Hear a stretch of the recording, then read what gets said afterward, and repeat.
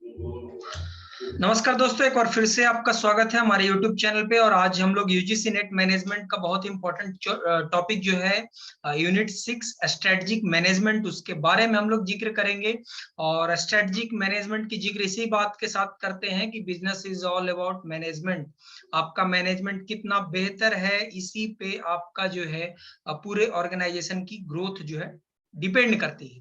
अब strategic management में हम लोग बेसिकली क्या पढ़ते हैं, इसकी पॉलिसी क्या होती है, इसके अलग अलग कंसेप्ट्स और थ्योरी क्या है, इसके बारे में हम लोग विस्तार से पढ़ेंगे। तो सबसे पहले आइए स्ट्रेटजिक मैनेजमेंट के बारे में हम लोग समझते हैं। तो कुल मिलाकर स्ट्रेटजिक मैनेजमेंट जो है, it is all about identification and description of the strategies that a manager can carry so as to achieve better performance and competitive advantage. यानी स्ट्रेटजिक मैनेजमेंट के अंदर हम लोग आइडेंटिफाई करते हैं और डिस्क्राइब करते हैं अपने स्ट्रेटजी को कि इस तरीके से वो प्लान हो कि जो भी हमारे कॉम्पिटिटर हैं उनसे कैसे एडवांटेज हम ले सकें, ठीक है, प्लस में हमारी परफॉर्मेंस कैसे बेहतर हो। बेसिकली स्ट्रेटजी जो है वो एक ब्रिज द गैप बिटवीन दो सवाल होते हैं, वेयर वी आर, अभी हम लोग हैं कहाँ, where we want to be, हम लोग कहाँ जाना चाहते हैं। जैसे कोई भी संगठन है, सपोज आप कर लीजिए कि आपको ने कोई बिजनेस स्टार्ट किया। सपोज आपने मान लीजिए कि कोई बिजनेस स्टार्ट किया, सपोज आपका एडुटेक स्टार्टअप ही है, ठीक है। आपने एडुटेक स्टार्टअप शुरू किया, आपने बोला कि मैं यूजीसी नेट के सिविल सर्विसेज के या फिर रेलवे एसएससी के बच्चों को पढ़ाना चाहता हूँ। तो आप उसके लिए क्या करेंगे? सबसे पहले आप जो जरूरत की रिसोर्सेस हैं, जो कंटेंट्स चाहिए, जो प्लेटफॉर्म्स चाहिए, जो अभी फिजिकल रिक्वायरमेंट है, जो भी टेक्निकल स्किल्स की रिक्वायरमेंट है, वो सारा पहले आप गैदर करेंगे, आइडेंटिफाई करेंगे। देन आप फिगर आउट करेंगे कि हमें किस तरीके से मार्केट में जो है अपने कंटेंट को, अपने आप को प्रेजेंट करना है। यानी आपके पास दो सवाल होगा स्ट्रेटजी से related, where we are and where we want to be. ठीक है, तो स्ट्रेटेजिक मैनेजमेंट के अंदर हम लोग उसी को डिफाइन करते हैं। स्ट्रेटेजिक मैनेजमेंट प्रोसेस में बेसिकली जो है, इसका प्रोसेस में 4 स्टेप होता है। First one is strategic intent, second one is strategy formulation, third one is strategy implementation, and fourth one is strategic evaluation। ये 4 पॉइंट्स ही इंपॉर्टेंट हैं।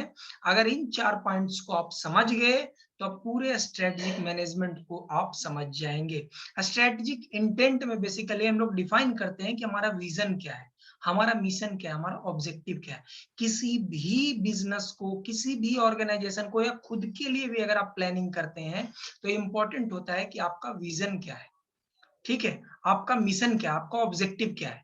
तो सबसे पहले आपका इंटेंट क्लियर होना चाहिए। इंटेंट क्लियर होने के बाद आप फॉर्मुलेशन करते हैं। इसके इसके फॉर्मुलेशन के अंदर में आप ये करते हैं, आइडेंटिफाई करते हैं अपने आप को, आइडेंटिफाई करते हैं आप अपने स्ट्रेंथ को, वीकनेस को, प्लस में मार्केट में आपको जिस लेवल पे काम करना है, उस लेवल की क्या डिमांड है, उसको आइडेंटिफाई करते हैं। इसके अंतर्गत में बेसिकली हम लोग पढ़ेंगे short analysis, corporate level strategy, business level strategy and strategic plan, जिसको आगे चल के हम लोग विस्तार से पढ़ेंगे। स्ट्रेटजी इंप्लीमेंटेशन जो है, इसके अंतर्गत हम लोग project, procedure, resource allocation, structural, behavioural, ठीक है। तो इस तरीके से कोई भी स्ट्रेटजी जो हमने बना लिया, फॉर्मुलेट करे, उसके बाद इंप्लीमेंट कर रहे हैं, तो इंप्लीमेंट करने की क्या प्रोसेस हो, किस तरीके से इंप्लीमेंट करें कि ज्यादा फ्रूटफुल हो, आउटकम्स जो है ज्यादा बेनिफिशियल हो। फिर आखिरी जो है स्ट्रेटजिक इवैल्यूएशन, इसके अंदर में हम लोग एनालिसिस एंड असेसमेंट करेंगे कि हमने जो भी चीजें इंप्लीमेंट कर दी वो कितना कारगर रहा या नहीं रहा। तो स्ट्रेटजिक मैनेजमेंट के 4 स्टेप्स हैं जिसे आप लोग को याद रखना है। First one is strategic intent, second one is strategy formulation, third one is strategy implementation, and fourth one is strategic evaluation। ठीक है। अब जैसे कि स्ट्रेटेजिक इंटेंट में सबसे पहले हम लोगों ने देखा किस बात की जिक्र थी, विजन और मिशन की। तो विजन क्या होता है, मिशन क्या होता है, ये वो समझते हैं, एग्जांपल के साथ समझेंगे। मिशन जो होता है वो है आपके explain the core purpose of the business which represent the company in front of the world. आपके बिजनेस का कोर पर्पस क्या है, यानी मुख्य काम क्या है, उसे हम लोग डिफाइन करते हैं मिशन स्टेटमेंट के द्वारा। जैसे कि गूगल का, गूगल, आप हर कोई अपने डेली लाइफ में गूगल का इस्तेमाल तो जरूर करते हैं, गूगल बाबा से कई सवाल पूछते हैं। तो आपको गूगल का मिशन स्टेटमेंट है to organise the world information and make it universally accessible and useful. यानी कि उसका जो कोर पर्पज है कंपनी का, जो दुनिया के सामने अपना कोर पर्पज रखा है, वो मिशन के स्टेटमेंट के अंतर्गत में रखेगा। विजन की बात करें तो विजन होता है the blueprint of company future position. ये आपका ब्लूप्रिंट है कि भविष्य में एक लंबे पीरियड के बाद, एक लंबे काल में आप कहां अपने संस्था को देखना चाहते हैं, उसे हम लोग एक्सप्लेन करते हैं विजन स्टेटमेंट के अंदर। ठीक है, जैसे गूगल का विजन स्टेटमेंट है to provide access the world information in one click. यानी कि आपको एक क्लिक में दुनिया की जो भी आपको जरूरत की जानकारी है वो उपलब्ध करवा दे। आइए आप समझते हैं गोल एंड ऑब्जेक्टिव के बारे में। गोल बेसिकली जो है स्पेसिफाई करता है, specify in particular what must be done if an organisation is to attain mission और विजन। गोल जो है आपको उस पर्टिकुलर चीज को, उस पर्टिकुलर एक्टिविटी को, पर्पज को डिफाइन करता है कि जो आपको करना ही करना है आपको विजन और मिशन को अचीव करने के लिए। वहीं अगर ऑब्जेक्टिव की बात करें तो it is defined as goals that organisation want to achieve over a period of time. एक समय अंतराल के बाद जिस गोल को आप अचीव करना चाहते हैं उसे हम लोग ऑब्जेक्टिव के थ्रू में डिफाइन करते हैं। ठीक है, अब स्ट्रेटजी फॉर्मुलेशन में आइए हम लोग पढ़ते हैं। इसके अलग अलग स्ट्रेटजीज हैं, जिसमें गुल्लक जो है, गुल्लक जो है 4 ग्रैंड स्ट्रेटजी को प्रपोज किया है, जो कि काफी इंपॉर्टेंट है। इसके अलग अलग पार्ट से सवाल भी बनते हैं। First one is growth expansion strategy. इसमें इंटेंसिफिकेशन है पहला। इंटेंसिफिकेशन में हम लोग market penetration, market development, product innovation की जिक्र करते हैं। बेसिकली ये जो है कोई भी नए प्रोडक्ट को अगर हम लॉन्च करते हैं, एग्जिस्टिंग प्रोडक्ट है, ठीक है, तो आपके बेसिकली इसका इंटेंसिफिकेशन का यूज और मोटिव ये होता है कि कोई भी आपका रनिंग बिजनेस है या इनिशियल फेज में बिजनेस है, तो कैसे आपका प्रोडक्ट डिमांड ज्यादा हो, या कैसे आपका डिमांड जो है अगर ग्रोथ लेवल पे है और जा रहे हैं तो कैसे वो मेंटेन रहे। ठीक है, तो उसके उसके बारे में हम लोग इसको इंटेंसिफिकेशन के अंदर में समझते हैं। डाइवर्सिफिकेशन है, डाइवर्सिफिकेशन में हम लोग डाइवर्सिफाई करते हैं अपने प्रोडक्ट और सर्विसेज को। जैसे कि आप अलग अलग तरीका है डाइवर्सिफाई करने का। जैसे हॉरिजेंटल लेवल में हम लोग करते हैं कि सेम लेवल के प्रोडक्ट जो होते हैं उसके साथ में हम लोग कोलैबोरेट करते हैं। कॉन्सेंट्रिक, जैसे कि मान लीजिए सोनी जो है वो ऑलरेडी इलेक्ट्रॉनिक गैजेट में डील कर रहा है, वो कंप्यूटर का एक्टिविटी शुरू कर दे, यानी उसी डोमेन का है। ठीक है, कॉन्ग्लोमेरिएट होता है कि दोनों असमान, माने दोनों में कोई एक्टिविटी या प्रोडक्ट या सर्विसेज में सिमिलरिटी नहीं है, लेकिन वो एक समय के बाद जो है वो डाइवर्सिफाई करने के दौरान में जो है वो लोग टाई अप कर लेते हैं। ठीक है, तो जैसे आप रिलायंस जियो को मान लें कि एसीसी सीमेंट के साथ उनकी कोलैबोरेशन हो जाए, तो दैट इज कॉन्ग्लोमेरिएट। वर्टिकल, जैसे मान लीजिए आईटीसी है, procuring tobacco start cultivating it, जो टोबैको को प्रोक्योर कर रहा है वो जाना काटना शुरू कर दे, तो वर्टिकल हो गई।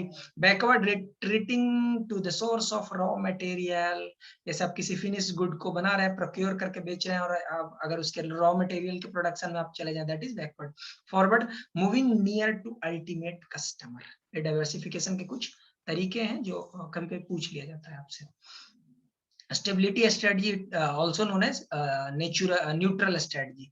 स्टेबिलिटी स्ट्रेटजी के अंदर में हम लोग जो इंपॉर्टेंट पॉइंट्स पढ़ते हैं वो incremental growth, profit, sustainability growth, pause strategy. This strategy involve incremental improvement by doing the same things better. ये आपको जर्मन एक बहुत बड़े फिलोसफर है, उनको उनका भी ये कहना है कि कोई भी अगर एक ऑपरेशंस को, एक बिजनेस को, एक एजेंडे को अगर आप रिपीट करते हैं लगातार और एक अच्छे इंटेंट के साथ, अच्छे इंटेंशन के साथ आप करते हैं, तो निश्चित रूप से परफेक्शंस आते हैं उसमें। स्टेबिलिटी स्ट्रेटजी में भी इसी बात पे जिक्र किया जाता है कि this strategy involves incremental improvement by doing the same things better. अब सेम थिंग्स बेटर को आप, मतलब तो ये होगा ना कि आप रेगुलरली उस चीज को करेंगे। रिट्रेंचमेंट और डिफेंस स्ट्रेटजी भी है, ये भी बेहतर स्ट्रेटजी है। बेसिकली इसमें क्या करते हैं हम लोग कि कोई भी ऑर्गेनाइजेशन में जो भी हम एक्टिविटीज को परफॉर्म कर रहे हैं, तो जो और जिसका आउटकम बेहतर नहीं आ रहा है उसे हम लोगों को जो है रिमूव करना पड़ेगा या स्पिन ऑफ करना पड़ेगा। इसके अलग अलग तरीके भी होते हैं, आपको स्पिन ऑफ करना पड़ेगा, स्प्लिट अप करना पड़ेगा, ठीक है, उस तरीके से आप लोग उसको हटना। एक तरीके से रिट्रेंचमेंट का मतलब होता है छटनी करना। रीजन अलग अलग होते हैं कि कोई सर्टेन डिवीजन है, मार्केट सेगमेंट है, परफॉर्म नहीं कर रहा है, आपका जो कोर बिजनेस है उस पर आप फोकस करना चाहते हैं, या when company lack fund to support less profitable business. अलग अलग टाइप होते हैं रिट्रेंचमेंट के, जैसे डाइवेस्टमेंट जो है it involves sale of those unit that no longer contribute to firms objective. Divestment के अंदर हम लोग में करते हैं कि वैसे यूनिट को हम लोग सेल आउट कर देते हैं जो कि फर्म की ऑब्जेक्टिव जो है उसमें आगे भविष्य में बहुत ज्यादा मदद या सहयोग नहीं करवा पाने वाले हैं, उसको कर देते हैं। Divestment can be done by outright sale to another companies, LBO, leverage buyout हम लोग कर सकते हैं, when company leverage fund from outside to buy out company shareholder parts, spin off कर सकते हैं, parent company creates new company then distribute its share to shareholder of the parent company, turn around कर सकते हैं। Turn around में हम लोग trimming मतलब वर्कफोर्स को छटनी करते हैं एक तरीके से, प्रूनिंग डिस्ट्रीब्यूशन आउटलेट करते हैं, रिड्यूसिंग ओवरहेड नॉट नेसेसरी जो जरूरत नहीं है उसको हम लोग एक तरीके से रिड्यूस करते हैं। अनप्रॉफिटेबल प्रोडक्ट है उसको हम लोग एक तरीके से प्रोडक्शन रोक देते हैं। ठीक है, जो बिजनेस ट्रेंड है उसको हम लोग आइडेंटिफाई करते हैं, उसको आइडेंटिफाई करके हम लोग फिर उस पर काम करना स्टार्ट करते हैं। ठीक है, यानी टर्न अराउंड में बेसिकली एक बार हम लोग पीछे मुड़ते हैं, एक बार पॉज लेते हैं और हम लोग चीजों को समझ के फिर आगे बढ़ते हैं। लिक्विडेशन है, इट इन्वॉल्व सेलिंग और disposing of all or parts of an organization। bankruptcy है, when organization is unable to pay its debt, जो भी कर्ज लिया है बैंक से वो देने के लिए अनेबल हो जाता है तो bankrupt हो जाते हैं वो संस्थाएं। it can seek court protection from creditor and tries to regain financial health and stability, जो कि आज देश में काफी ज्यादा दिख रहा है। एनपीए वैल्यू जो है बैंक्स की वो लगातार बढ़ रही है, नॉन परफॉर्मिंग एसेट्स का जो वैल्यू है वो लगातार बढ़ रही है। कई बड़े बड़े उद्योगपति जो है कर्ज ले लिए हैं, चुका नहीं पा रहे हैं, लास्ट में बैंकरप्ट हो जा रहे हैं। खैर इस पे अलग चर्चा के विषय है। Combination strategy, this strategy is mixture of stability, expansion और रिट्रेंचमेंट। एक मिला जुला एक मिक्सचर है जो भी अभी तक हम लोगों ने पढ़ा है, स्टेबिलिटी, एक्सपेंशन, रिट्रेंचमेंट का, तो उससे कंबाइन करके कोऑर्डिनेट करके जो बेहतर निकल पाता है उसको हम लोग इस स्ट्रेटजी के अंदर में अडॉप्ट करते हैं। ठीक है, कॉर्पोरेट रीस्ट्रक्चरिंग एक काफी इंपॉर्टेंट पार्ट है। कॉर्पोरेट रीस्ट्रक्चरिंग का बेसिकली नीड तब आता है जब आप जो है किसी ऑर्गेनाइजेशन को रन कर रहे हैं, वो आपके विजन के अकॉर्डिंग काम नहीं कर पा रहा है, आपके मिशन के अकॉर्डिंग नहीं कर पा रहा है, आपका गोल अचीव नहीं कर पा रहा है, आपका जो ग्रोथ रेट है वो सेटिस्फैक्टरी नहीं है। ठीक है, या फिर कोई क्राइसिस है आपको, तो आपको करना पड़ता है। इसके अलग अलग आयाम हैं। ठीक है, कुछ की एलिमेंट्स हैं इसके, और वो समझना होता है कि आपको क्या किन बातों को ध्यान में रखना होता है रिस्ट्रक्चरिंग के दौरान, जैसे customer focus, core business process, structural change through री engineering, cultural change, technological change, जिस पे आपको फोकस करना होता है कि इन चीजों पर हमें बदलाव करना है। मेथड्स होते हैं रिस्ट्रक्चरिंग के, इंटरनल मेथड भी होते हैं, एक्सटर्नल मेथड भी होते हैं।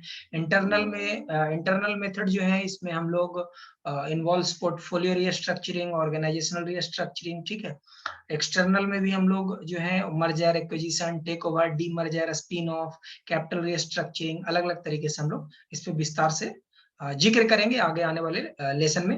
तो आप इसी तरीके से जुड़े रहे हमारे चैनल के साथ, और हम लोग विस्तार से यूजीसी नेट मैनेजमेंट का हर एक टॉपिक के बारे में पढ़ेंगे। और अगर आपको पीडीएफ नोट्स चाहिए तो डिस्क्रिप्शन में आपको व्हाट्सएप नंबर गिवन, आप मैसेज करें, आपको पीडीएफ भी शेयर करेंगे।